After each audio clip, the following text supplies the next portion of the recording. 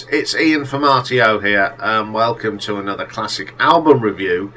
And today we are looking at the 1960s Rolling Stones magazine's albums of the decades, and this was number 2 on their list. Now, it's by Miles Davis, and it's Sketches of Spain. Now, Miles Davis the third. His full name is Miles Dewey Davis. He was born on 26th of May 1926 and sadly passed away in 1991. Known for being a jazz musician, trumpeter, band leader and composer, one of the most influential figures in the history of jazz in the 20th century. He developed a sound and changed directions during a 5-decade career. And it's a forefront in many styles of jazz development music. So the album in question is Sketches of Spain. Now this was recorded between November 1959 and March 1960 at the Columbia 30th Street Rep Studio in New York City. It's got a lot of sort of sounds of Spain and using traditional music from Rodrigo to Manuel de Falla ballet. So this is actually regarded as one of the exemplary recordings of third stream of a musical fusion of jazz and European classical styles from world music. So the first track on here is one that we all know. It's composed by Joaquin, I can never say that name, Rodrigo, and it's Concierto de Aranjuez, Adagio, or affectionately known as Orange Juice. Originally written for the Spanish guitar, and I love it played on the guitar. It's wonderful. This version is brilliant in places. The trumpet suits this, but there is a big but. Why did you need to extend it to 16 minutes? You don't need to. There's a bit in the middle that is flat, it meanders, it goes off the actual tune. It's a shame because I do like this, but one of the best versions I've heard this done by a brass band of sort was in the Remember the Film Brassed Off, played by one of the Colliery bands, and I can't remember it. That's a wonderful version. But this, I like the concept of this, but it just went off onto a jazz thing that just really should not have been done. It should have just been left alone, not gone off into a fusion. It just really was bad, that middle bit. Take that middle bit out, splice it together for the beginning and the end, and it's great. Okay, then there's this little short track composed by Manuel de Falla. It's Willow the Wisp. Great little piece of music, some fantastic trumpet playing on here from Miles Davis. I do like that. So let's flip it over to side 2. And we have a traditional song that arranged by Gil Evans, and it's the Pan Piper, or was it, I think, Alborada de Vigo. I like this. It's probably the second best piece of music on the album. I like the flute in this. It's got that very Spanish feel to it, which the trumpet is. When you hear that the trumpet, you samberos, and it just gives that feel. It really is a very good track. Then there's another traditional track that was arranged by Gil Evans, or Jill Evans, I don't know how they pronounce that, and it's Saeta. Now I've heard this, heard this played all around Spain, heard it by other people, and it's a really good tune. But this, I just didn't like it. I don't think the trumpet didn't sound right on here. I don't know. There's some things you just can't turn jazzy, and this, I think, one of them. It's pretty flat and inspiring, and I actually found this track quite boring. So yeah, unfortunately I'm not a fan of that one. And the last one is called Solea. There's nothing special about the... In fact, I think the trumpet on here is a little bit irritating. It's a bit high pitched in places, which is not kind to the ears. It meanders,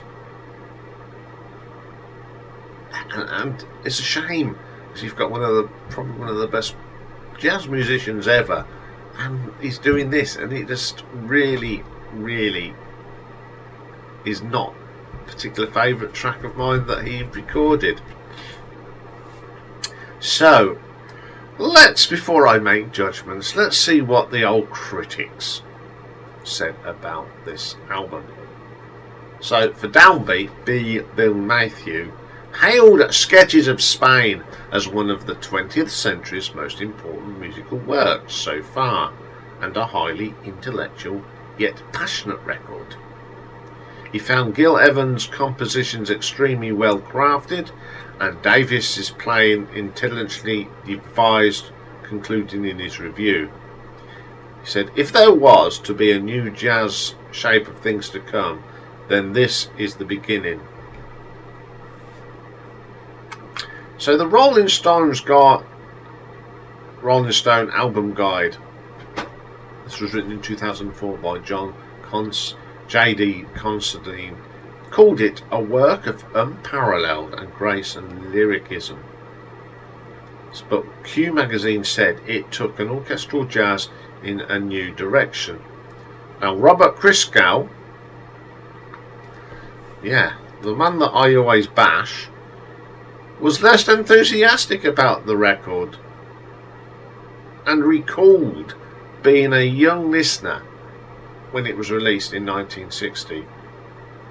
And he said about Davis in a favour of the kind of man who reads Playboy and initiated me into one of the phases of disillusionment with jazz that resulted in my return to rock and roll. I actually quite agree with him. For once, I am agreeing with what Robert Christgau said. Now, what did the album do? For Evans and Davis, it won them a Grammy Award for Best Jazz Composition of more than 5 minutes duration. The album was actually ranked 350 out on the Rolling Stone list of greatest albums of all time.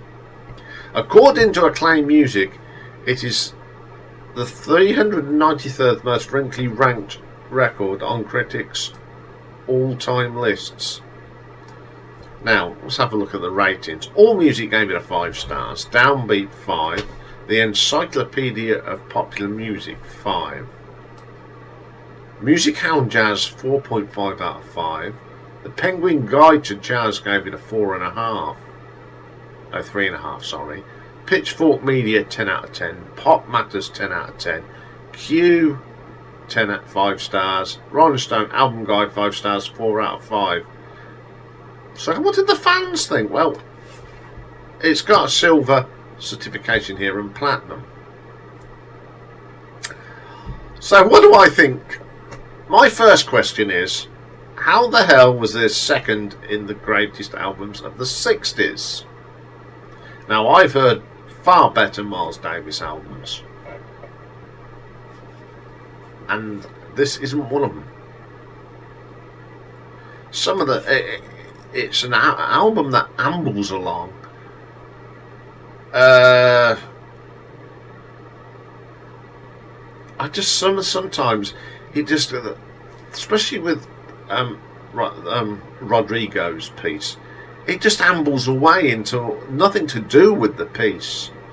Now, if I was to rank Miles Davis albums, this would definitely be in the bottom half in me. Personally, And this is just my opinion. I mean, if there's a lot of you that like it out there, that's great. But for me, it's not one of his best albums. And I just can't understand how this was number 2 in the decade. There were so many great albums in the 60s, and this wasn't one of them. Definitely top 50? Well, yeah, I think it'd scrape into the top 50. It's a very influential album, but is it his best? No. I do sometimes wonder about the Rolling Stone magazine. I mean, they've just published their greatest guitar players 250, and you look through this and they've missed so many good ones, and they've put people on there that I wouldn't give them the time of day. So I just don't understand that. So I'm going to give this an RTO ranking of 6 out of 10 because there are some really nice pieces, and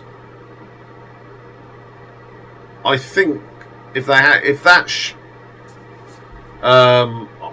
call it orange juice, as it had been shortened, I think it'd have made the album better. But on that thing, I can only give it an RTO ranking of 6 out of 10. Okay, got a birthday to do next, and that is for Ralph. Last year we did the UK, and he had Ken Dodd at number 1. But what was number 1 in America on the day that Ralph was born? You'll find out later. So I'll see you later. Bye for now.